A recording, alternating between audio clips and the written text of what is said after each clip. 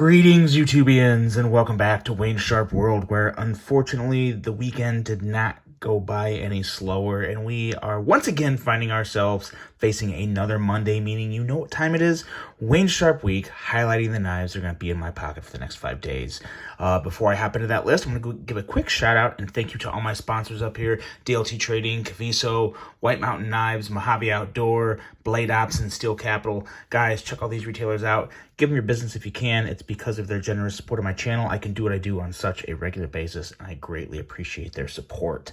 Now, with that being said, let's get right into the list and take a look at what we're going to have in the pocket first off this week.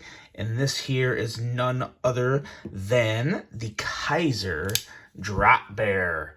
Now, if you guys follow me on Instagram, you'll see that my drop bear actually really lived up to the name Drop Bear because I dropped it. Going on a walk, I was fidgeting with it, kind of just getting a feel for this clutch lock system, which is very impressive. Dropped it. We got scratches here, back around here. This little scratch, like right here, is from a blade if you saw my actual unboxing of it. But then there's more nicks along the bottom here, and then on this side it's got a good ding right there, and then yeah, so it's a little curb washed to go with the finish on this handle, but nonetheless, this is still a fantastic knife that I have a full review coming later this week on it. There's really a lot to learn. The most important thing to know is that it's obviously a crossbar style lock. They call it the clutch lock, and what you have in here under the handle are different positions to position the spring so you can kind of customize your strength of the spring system, or the Omega springs in here.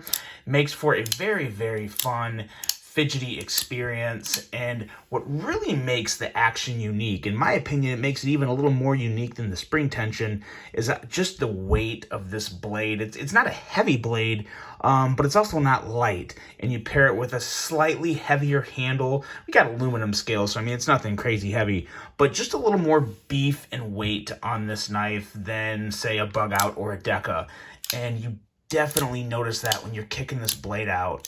Just effortless deployment. It almost kind of feels like there's a very light amount of assistance, but there's obviously not. But it's just very enjoyable, very fun, and just a really good looking knife. Really excited to bring more to you guys on this one, but again, that'll be later this week. But this will most definitely be in the pocket this week, the Kizer Drop Bear. And if you want to get in on picking one of these up, they're going pretty fast. I think they're sold out at a lot of places. They have dropped, but they're kind of a hot commodity right now. So if you have an opportunity to get one, of course, I would recommend hopping on it. This will be linked below. I'm not sure what the availability is going to be, but of course, all the knives are linked below as much as I can. Kizer Drop Bear. Next up here, we have a budget version of a knife I've already reviewed, but this one, there's a couple little benefits to this. This here is the vost Nightshade LT. Now, I reviewed the original Nightshade that ran, I believe, $129. This here, with 154 cm blade steel, G10 handle, we're looking at, I believe, $69. So a significant price drop, basically half the price, and you still get a great knife at that price that very much competes with the Kizers and Civivis of the world. Vost is definitely a much smaller name. They only have, I think, a few models to the brand right now, but this is just an excellent knife. It really is. It's extremely unique with blade shape and action and just overall aesthetics. It really is one that I enjoy, and I have a full review of this guy coming to you guys tomorrow. It's more of kind of just an overview of the differences and why I truly do think that at the end of the day, I think this is slightly better than the original offering that was $129. Obviously, it's half the price, but then there's some other little advantages that this knife has over the original that's definitely worth knowing. So I'll have that for you guys tomorrow, of course, being Tuesday, to get a full glimpse of this. But this is a very unique offering, and I do have a discount code for this. I'll link it down with the notes, or specify it in the notes right under the link. I can't remember it right off the top of my head, but definitely a knife worth picking up if you want to try something new, if you like flippers. Obviously, you saw that drop shot action, very smooth action there, and a very nice slicey blade. The vost Nightshade LT. A lot more to come on this guy tomorrow. Next up here, very, very impressive design from Kubey, which I will also have a review coming up this week of. This here is the Kubey Momentum. This is another Sharif Manganas design, and I'm telling you guys, first of all, do not sleep on Kubey, and equally as important, don't sleep on Sharif Manganas. This man knows how to design a knife, and I really think this is my favorite Kubey under $100. I don't mean to ruin the review of it because there's still a lot to say about this knife in the full review, but just a very excellent, simple design with a lot of things that were done very right on this knife. Kubey is upping the game in certain aspects of their manufacturing, and I'm going to go into that in more detail when I review this guy. Probably going to be like Wednesday or Thursday. But yeah, very, very interesting knife here. One that I have really fallen for, really enjoy, and big fan of this. And I will be following Sharif Manganas. Here you go, right here. This is his maker's mark. Look him up on Instagram. I believe his Instagram handle is Manganas Steel, I believe. But very, very talented designer, doing some really good work. You will hear his name more in the future, so do not forget that. The Kubey Momentum.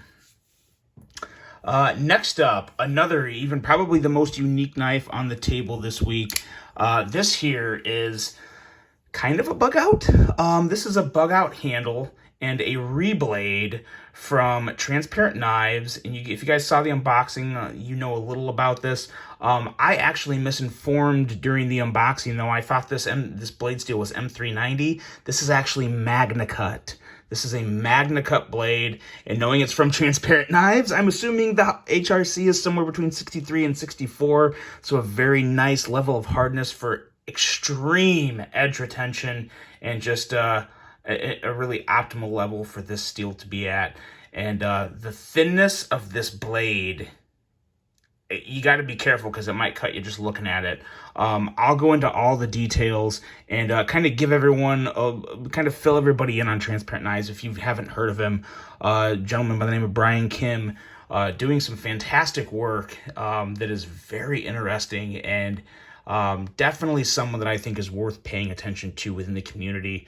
You can look him up on Instagram as Transparent Knives, and I will have a lot more on this knife, as well as Transparent Knives in general, during my full review of this knife, which will also probably be later this week. But I am loving this knife. It's really kind of insanely impressive what Brian does in his parents' garage, and that is his own words. His everything he does is set up in his parents' garage. So really doing some phenomenal work. That is really to spec too. He kind of goes above and beyond some even manufacturers. I mean, he really does some very impressive work, and I'm just excited to bring a little more about Transparent Knives to this channel and fill you guys in. But this here is the Bugout Reblade, and it is a very, very enjoyable knife and an absolute cutting experience with this Magna Cut. So you'll hear more about this later as well.